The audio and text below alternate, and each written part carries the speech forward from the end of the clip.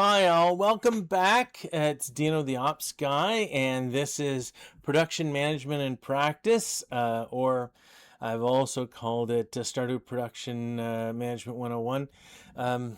I should really settle on one or the other, but you get the idea. So essentially, I've taught at the university level in production management classes and operation management classes, in general management classes, etc. And what I've found as supply chain has gotten a lot more sexy over the years, production management has really basically waned. So it's harder and harder to get a good production management class. So I wanted to offer one so everyone could have it, and it's free. It's online. And to make it interesting, I like to get to interactive situations. So I would love to take you to a factory. In this case, the factory, the easiest one I can take you to is really Stardew Valley. So I use Stardew Valley as sort of the production management environment that we're talking about. So really the course is centered around what happens, what decisions that have to be made in Stardew Valley, and what is the sort of academic and the practical sort of support behind those so that we can discuss them as they happen rather than in some esoteric sense. So this is episode 14, and I want to start off episode 14. It's day 14. It's raining. So one of the things that we're looking at today is, we just got it was 5 copper and 2000 G for a watering can. We could have spent that money on an axe, and now it's raining. Now we're probably saying what a dumb idea it was to get a watering can. It's raining today. We can't use a watering can today. And I want to sort of poke a hole in that fallacy that there's a decision-making process and there's the outcome of that process. And you can't really be critical of the outcome if the decision-making process was good and robust. So one process I sort of advocate, and this comes out of economics, is game theory. And essentially, the idea is you set up a matrix to say, here are all my decisions across the top. I can upgrade my X, I can upgrade my watering can, maybe there's other things I can include, as many columns as you need. And then down, I'm going to look at what conditions might come, and they could be random conditions. Like in this case, there could be no rain per week, there could be 2 days of rain per week, there could be 4 days of rain per week. And we could set probabilities for those to happen, and then we can look at the value of each decision, whether it's an axe or watering can, based on those conditions, and do sort of the probability times the value to get how much true value can we expect, and help us make that decision.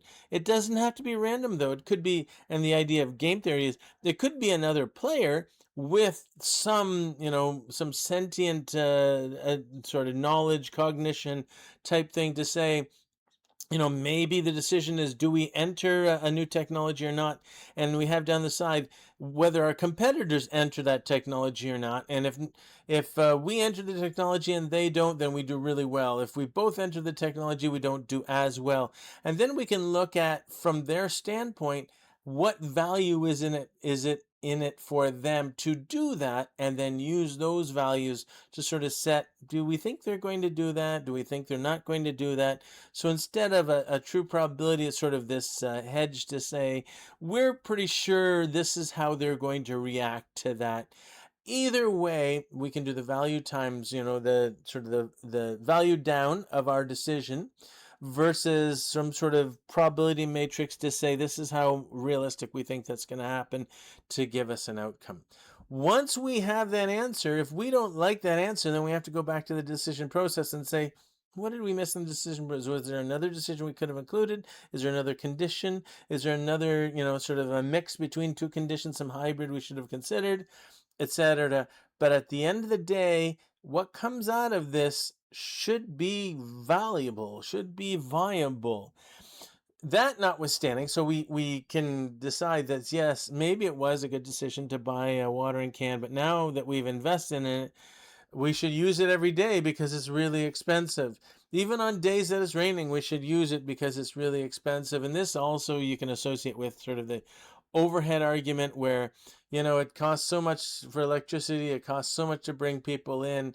We don't want to leave the place empty on days where we could bring people in, even if it's more money. At the end of the day, the decisions should not be made on where we have done past investments. This is the argument of sunk cost. All we're doing is taking good money and sending after bad money. We should make decisions on how new money comes in, regardless of how it was spent in the past. So if there's a way that we can, basically get more money from our customers by serving them better, let's do that. And if that means using our watering can more, we don't get more money for more use of a watering can. We haven't saved anything just because we brought someone in and paid them more under the same lights that are there all the time.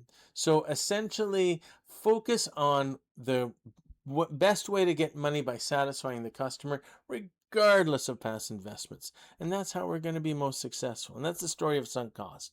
So let's get in what Av has on Av's plate today. Day 14, the objectives are harvest the crops. Check the traveling cart. It is a Sunday, so the traveling cart could potentially have red cabbage. We don't want to miss that opportunity.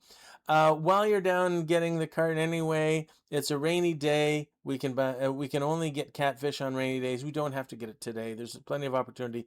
But since you're there, you may want to consider, this is up to you, Av, between 6 and noon, there may be some catfish to find. Let's process geodes and cash out for cauliflower. If we can, we got diamond that we're not using. We got a topaz we're not using. We got an amethyst we're not using. That could be good money that we can invest in cauliflower. We want to plant that cauliflower with the available cash. There's only a couple more days we can do that. And then if we have time, let's go down to the mine, and we should have time, and mine copper. Even if we don't get full floors, I know it's not a sort of a luck friendly day, but it'd be nice to get as much copper as we can, because it's going to play into upgrading our tools. It's going to play into getting basically our tools. I guess we could set up more tappers. Honestly, there's always something that copper comes up for, so let's keep doing that. If we have free time, wood is always valuable. If we're near the mines and let's say we've gotten 5 floors and we don't think we're going to get another 5 floors, maybe it's worth coming up and just fishing for bullhead.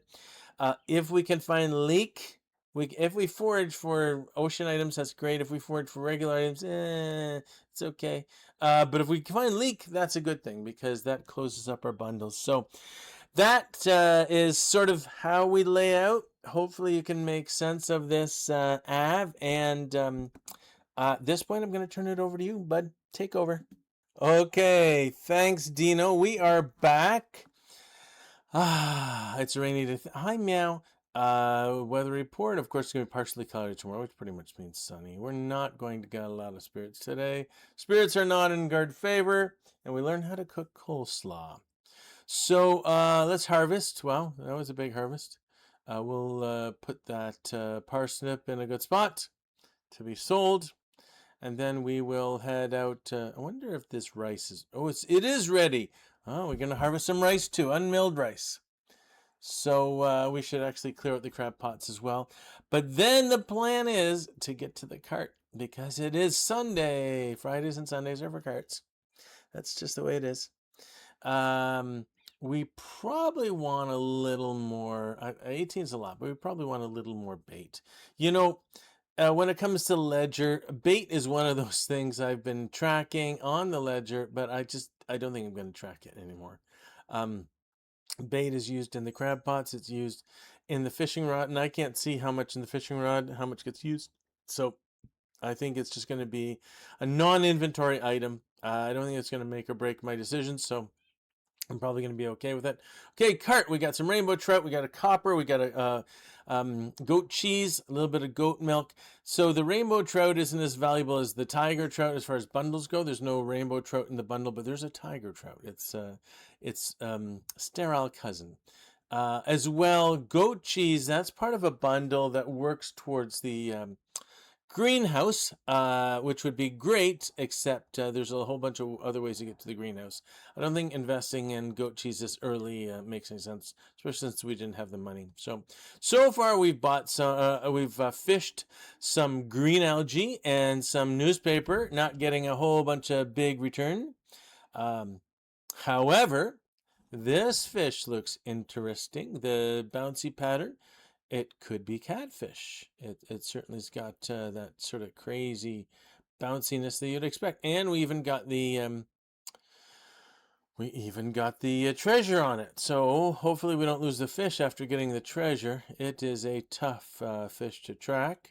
A little bit of patience, a little bit of breathing. There we go. And it is catfish. We got what we were looking for. And we got a diamond. Whoa! So that'll match the other diamond we have. That'll be good to trade in for cauliflower. That's nice. We got a little bit of wild horseradish, some spring onions. As we were saying in the warm-up, or as Dina was saying in the warm-up, certainly our I guess it was day 13, the last, sort of the strategic review. It doesn't make sense to walk down here just for spring onions, but we are already so close, having come to the cart and having done fishing on the shore. So it kind of makes sense. I'm kind of glad we did. We got a decent return out of it. Let's head back, sort out what we need and what we don't need. Given that we did get the catfish, I think it's worth going to the bundles. So we might as well include the 5 golden parsnip in the quality bundle, among any other things that we see in the bundle. We'll get rid of the newspaper. And then sell whatever parsnips we have left over. Sell the diamonds. Sell. And we have those rice, the unmilled rice. We can get rid of that. And while we're thinking of it, we got 4 earth crystals and 8 quartz. We don't need that many. 4 quartz is probably enough. A couple earth crystals, so we can sell the rest. And certainly, if we need them for Gunther, those are good ones to give to Gunther. We could give the diamond to Gunther too, but that's for 750. That's quite a bit. Oh, and there's a daffodil, but there's no room for the daffodil. We'll have to come back for that. It is certainly not the biggest priority, but that leek is a high priority. So let's make some room. Use that leek to make some seeds and spring seeds, and we can sell those spring seeds. That'll be awesome. So we're going to make our way up to the community center. We're going to throw those bundles down, including the sea urchin, which goes in the dye bundle, and the chub, which goes in the, there's no room for that one either. The chub, which goes into the field research bundle. So let's start the bulletin board for the stuff we haven't done yet. We got the sea urchin, and we got the chub in the field research. That's good. We'll do the fish now. Yes, it is the river fish. Put the catfish in there, and then we got the golden parsnip. That's for the quality crops bundle, and we're good at this point. So given that we probably, I know we were full for a while, I didn't take a quick inventory here, but given that we are going to do some geodes, let's make space by selling, and then we'll pick up stuff on the way back. So sell. Keep the carrots. They don't sell for much, but they get a lot of energy, so we'll keep them as energy sources. And we'll make our way down to Clint, the wildly talkative, enthusiastic, charismatic Clint. Yeah, my name's Clint. So we got some copper, got some more earth crystals, and we got a petrified slime. Petrified slime, I think we can give it to... yeah, save one for no, we can't even save that for, we already have a petrified slime. Because when you hover over it, it says go talk to Gunther for the description. But when it doesn't say go talk to Gunther, we know. See, there's a petrified slime already there. So that means we know about it. We don't have to talk to Gunther about it. So I'm glad we sold that. We'll make our way down to the ocean. We can pick up some good forage items there. I'm hoping. Usually we can. Got a couple clams. Might as well go sort of the other route. We'll check this corner up just south of the fire pit. All good. And then we'll pick up the tide pools. And of course, the old mariner's there. We don't need the old mariner. So the deal, if you haven't dealt with the old mariner before is he can sell you the golden locket or the mermaid locket or whatever, which really is the symbol of I want to marry you in Stardew. So if you get to the point where you want to marry another character, one of the single characters, presumably, then you go talk to the mariner, and I think it's 500 G or whatever, and he gives you the locket, and you give it to them, and then that sets a set of events that end up you getting married. So we will buy cauliflower. The plan was to be one modulus 3. So there was one spot near the strawberries, and then we would get multiples of 3 beyond that. We said 40 because it was 39 plus 1, but we can actually afford more. 49 is great. So the idea being one next to the strawberries, and then 48 is a multiple of 3, so we'll sort of plant them in 3s. We will pick up the daffodil. Check for more forage items. Please, please, please, please, please, please, please, please, please, leak. No leak. No leak. We will go get the other daffodil. I mean, they're not free. We get money for them, but it's just nicer to use them in a bundle. But the constraint to that bundle is we don't have enough leek. So put the daffodils away. Plant our we got a bit of hoeing to do. So it's good to, in front of the scarecrow, I'm happy to plant as much as we can, so that's good. But I want to avoid planting directly behind the scarecrow because you can't really see that spot. And often you miss it when you think you've watered it or you haven't watered it or you think you've harvested and you haven't harvested. We've already done that with parsnip in this game. So just in general, once we get to summer, I'm going to space it differently so that we don't have that much of an issue with those. We'll find a way to mitigate that by putting another empty row just behind the scarecrow. Oh, that one should have been around the strawberry. Oh, well. Okay, it is what it is. But we do have, we got an extra one to sort of off on its own. So we'll smelt some copper, and then we're going to head out to the mines. We will use this back path because this tends to have a higher probability of finding a leak as opposed to other forage items. It's a good leak factory or leak source. But no leaks this time. We see Linus. We'll talk to Linus. Hi, Linus. And there could be some at his camp. We'll be able to see the right side of his camp or the east side of his camp when we come up for the mine. Nope, no such luck. There is another place where we could find leak in this corner here near the bridge. Not so much. We might as well stop into the Adventurers Guild specifically to look at how our cave insects, 45 out of 80. So if we find another 35 cave insects, I thought we were closer than that, but oh well. If we kill another 35 cave insects, we can come back and pick up our fancy bug head. They call it a sword. I don't call it a sword. It's to me, it's just a bug head. So, all right, this looks like a good spot for a bomb. Let's do that because just a lot of stones together, and we actually get the bug meat as well. That's good. Make our way across. If we can, we'll get that copper, we'll get that simple flyer, and we got some what do you call it, mixed seeds. That's good. That slime is a bit annoying. So this is the problem with those little white larvae guys, is if you hit them a couple of times and they run away, they'll turn this blue, and they're harder to hit. Not so much of an issue with the wood club, but if we had the rusty sword, that would be a bit of an issue to the point I may want to just leave the floor if they're kind of coming after me. They're just annoying. They take like 7 hits. It just takes so long. With the club, it's only a couple 3 hits, so that's nice. Sometimes a little harder to hit them, but certainly that's more than made up for by the fact that you don't have to hit them as often. So we're looking for ladders. Show me the ladder. Looking for ladders and all. There it is. Oh, this is good. So we got it's good that we got the club.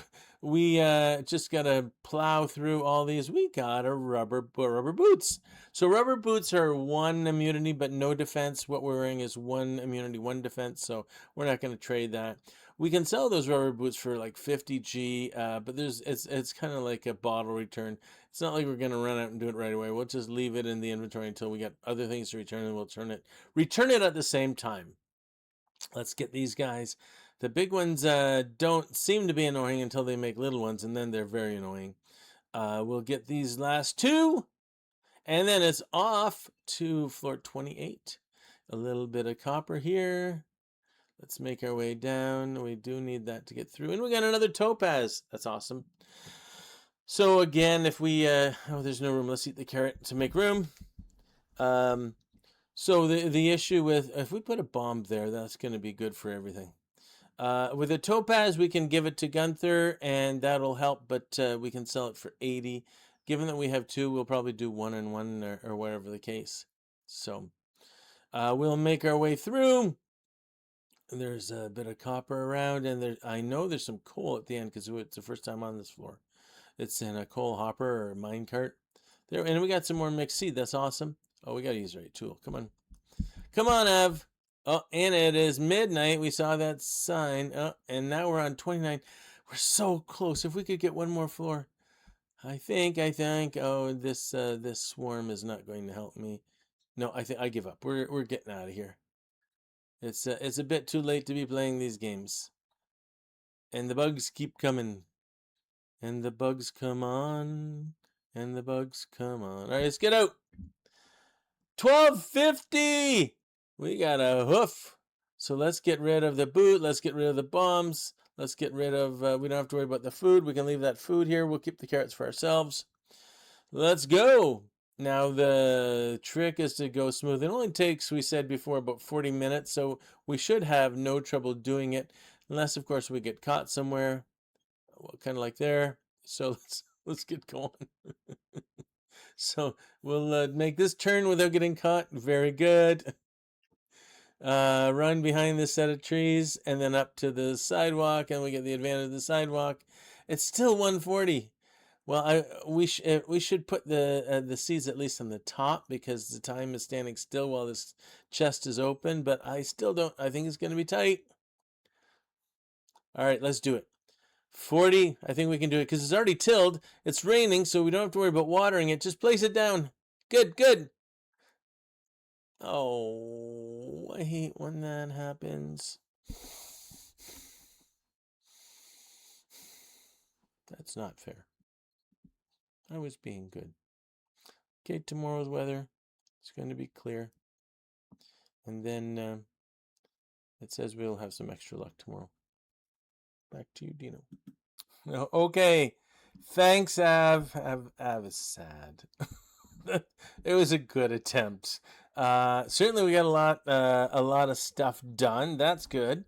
So we did harvest the crops. In this case, it was almost crop. It was just the parcel. We could have seen that off the thing. But then, of course, we found the unmilled rice. It could also be harvested, so that's good too. Went down to see if there was a red cabbage. There were no red cabbage. We found a catfish. That's awesome. And a diamond along the way. That's great. Processed geodes. I got a little bit of copper out of that. Got not much else. We planted cauliflower.